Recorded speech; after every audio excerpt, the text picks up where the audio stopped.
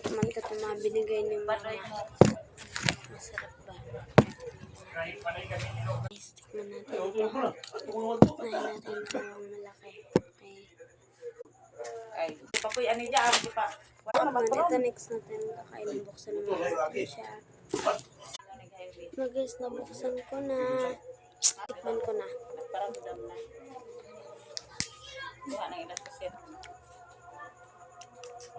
Kuha na ilas kasi. Marang balita-balita. Pagsangan. Diba sa may ito? Oo, kaya lagi. Yes, ang kape. Tayo na iskilahan. Asin na.